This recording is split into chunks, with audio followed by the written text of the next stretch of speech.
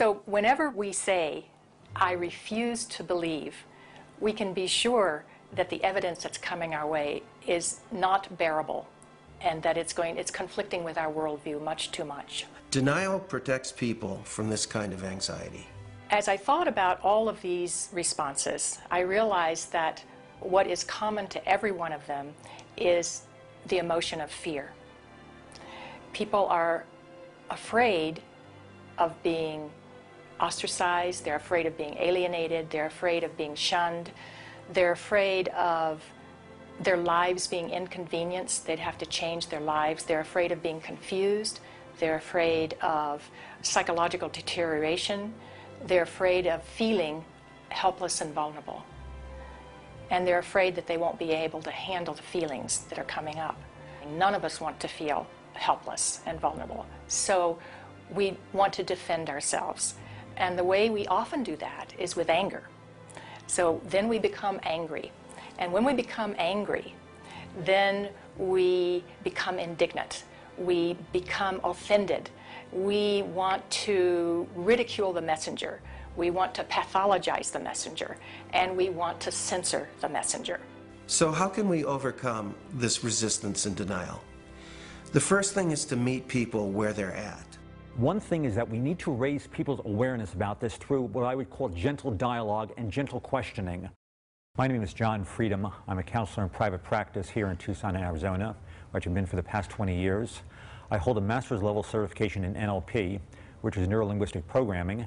So it doesn't work to challenge people's belief or immediately tell them, you know, I know the truth about 9/11, but a good way is to ask questions, ask open-ended questions, and lead them into a dialogue and discussion about it.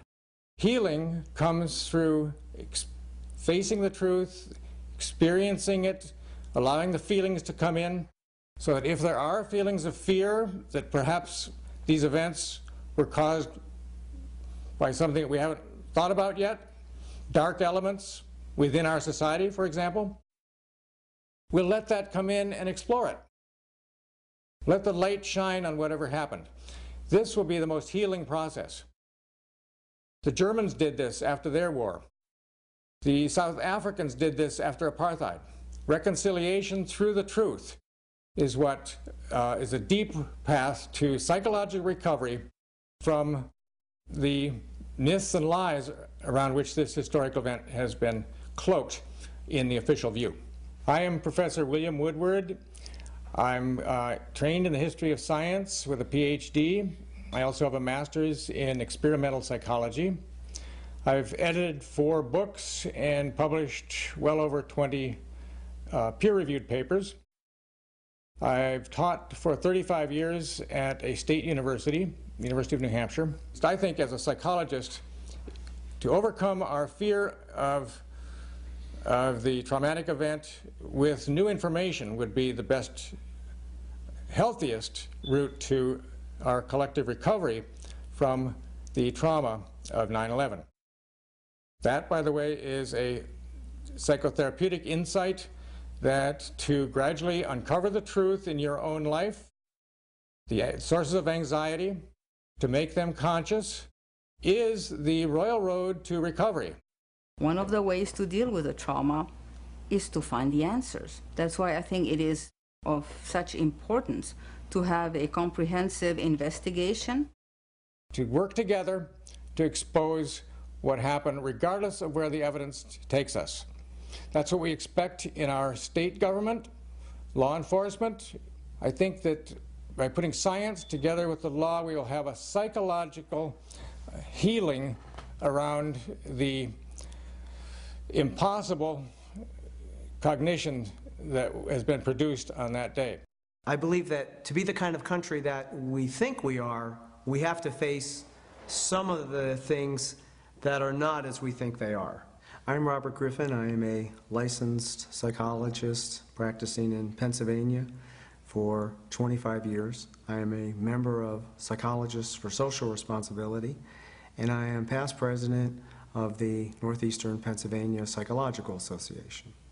After World War II, part of the way that Jewish people honored the dead was by making sure that the truth was known and that the value of these people was respected. Not pursuing the truth about 9/11 disrespects the value of the life of the people that died. Thinking that we're above such things, that it could happen in other countries, but it couldn't happen here, that's a lack of humility, and that's excessive pride. And so not being able to see our dark side or our weaknesses is the most dangerous thing. The observation that pride is one of the basic human flaws is absolutely correct.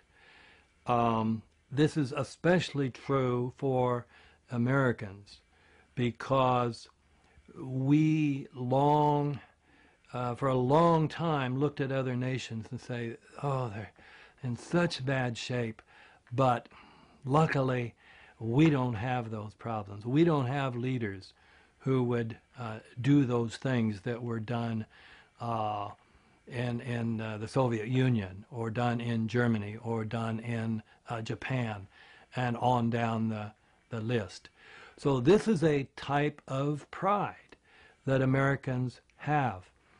A feature of American history that makes us particularly liable to this pride is this notion that's called exceptionalism, that America is the exceptional nation. And that began from the beginning. As this country was formed, the people would say, well, there was so much evil in the European countries, so much cheating, so much lying, so much using the people for the ruler's purposes, but not in America. We have leaders that are free from those sins. So I think this has made 9/11 particularly difficult for Americans. Anyone can make mistakes, but our ideals and our principles get us back, on track. This is one of the defining issues of our time. So we need to understand that questioning is patriotic. Questioning is what we're supposed to do as citizens. That's our duty. When we come to the national level, when something like 9/11 happens, we need to be sure that we have a real investigation into who the perpetrators are, and then we need to be sure that those perpetrators are held legally accountable. It's part of the healing process on the individual level as on the collective level. We need the truth in order to heal. 10 years later, the deep wounds from 9/11 have yet to heal. Nothing hits closer to home than the loss that these family members continue to endure, along with the torment of their unanswered questions. My name is Bob McIlvaine. I'm from right outside the Philadelphia area, and I'm the father of Bobby McIlvaine, who was killed in the lobby of the North Tower on September 11, 2001. But I've been searching to get the truth of exactly what happened to Bobby, and Bobby is a very interesting story. Bobby was one of the first 10 bodies found. We took him home that week. We were one of the few. Well, I finally found the doctor who examined him. He gave me an outline of a body, and he described all the injuries he had. But the fact is that all his injuries were in the face, the front of his face was blown off, massive cuts in his chest, and his right arm were blown off. To me, that means explosion. My brother was my best friend. David has always been a firefighter. My brother went in to save people's lives. I'm a family member trying to find out the answers to the murder of 3,000 plus people. I'm Jane Policino.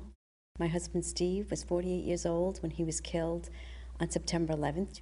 I have no identification. Why is that?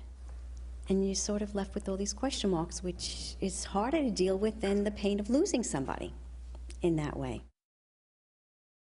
It seems to me we should know why over 1,000 victims there are no trace for, and no identification, no trace of over 1,000 victims.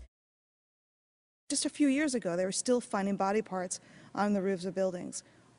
What is that? We should know why there are over 700 bone fragments found on the top of Deutsche Bank building less than a half an inch long.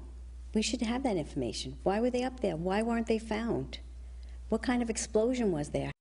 And the explosions were brought up many a times, talking to firemen, talking to medics, talking to everyone. Everybody talked about these explosions.